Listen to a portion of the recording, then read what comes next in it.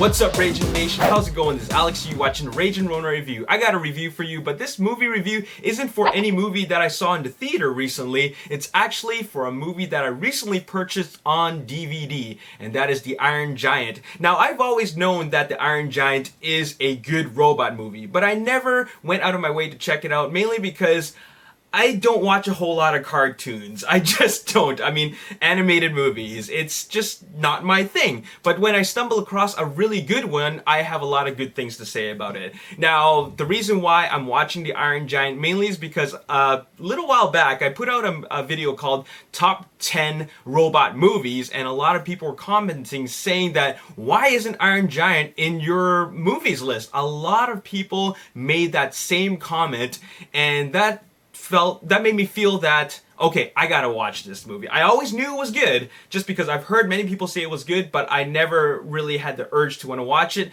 Well, I watched it, and here is my review. Alright, this movie is directed by Brad Bird, and I've never seen anything directed by Brad Bird except for Mission Impossible Ghost Protocol, and that was a fantastic film. Really awesome film. In fact, the best out of the Mission Impossible franchise. So I was very curious to see how he would take a robot movie meant for kids to a whole nother level of storytelling. So after I watched it, well, this isn't just a movie for kids. It's a movie for kids and adults, and it's mainly because it deals with a lot of kind of mature themes, but it also has the funness and comedy and visual excitement and entertainment for all the kids. And what Brad Bird did was he made a really fantastic movie. And this is an example of great storytelling for kids and adults. And I think that this movie works because they took what I'd like to call the E.T. formula. And what the E.T. formula is, well, a life form comes from outer space, crash lands, and then the kids fall in love with it, or the kids are really curious about it. But then there's the big bad, government who wants to destroy this thing. And we've seen this kind of thing before, from E.T. to Transformers to Super 8, and I'm sure there's a lot of other movies.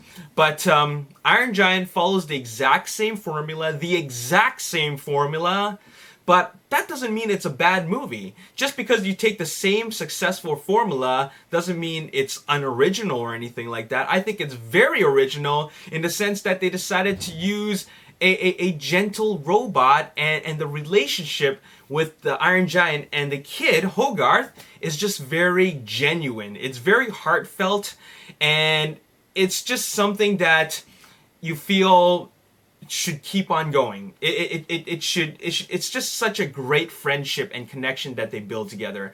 And what's great about these performances from the characters is that the voice acting is all so believable. It works. Every one of those characters just totally work for me. It's all very believable, and it really makes me feel the connection with the Iron Giant. And I love all of the characters. What I feel about the Iron Giant is that it is just so well written. It's well written for kids, and it's well written for adults, because there's just a lot of how can I say? There's a lot of moments where you feel like, okay, this has a lot of entertainment value for kids, but at the same time, you see how this, in a way, is also a very mature story.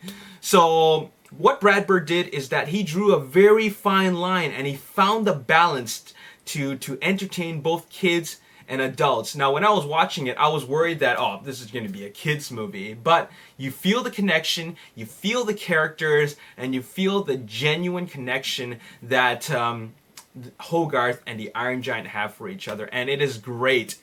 And it's also a little bit emotional, but one thing I love about this movie is the comedy. It is just full of a lot of comedy. At the same time, you know that this is a cartoon, and it is a very cartoony cartoon because of the way it's drawn. But even though it's a very cartoony cartoon, it still has the heart and the storytelling and the emotional value of a very mature movie, a mature film. So Brad Bird did an excellent job directing this film. All the performances were spot on, and it's funny. It's funny, it's very entertaining, and I highly recommend it. So there's my review of The Iron Giant, and I'm gonna give this movie a 9 out of 10. Now, the reason why I'm giving it a 9 out of 10 instead of a 10 out of 10 is that I wish the movie could have been longer. I actually wanted to see more, and I think that what Brad Bird did is that he knows that he made a movie for kids, so they really have to cut this movie down just to keep the kids keep the kids' attentions, the younger audience's attentions, and I think that at that running time, it just really gets the message across. It gets the point across really, really well. But I wanted to see more, and I think they could have done a lot more in terms of just providing us with a little bit more screen time. But at the end of the day, I still think Brad Bird did an excellent job, and it's great to know that a director can be so versatile, from directing a kid's cartoon to a big budget action movie like Mission Impossible Ghost Protocol. So you got a great director on your hands, all right? And there you have it. That's all I gotta say.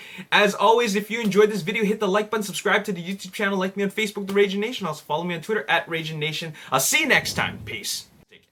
And it's action-packed. The action is totally over the top. Everything that you know about Lego and the way Legos move is all there.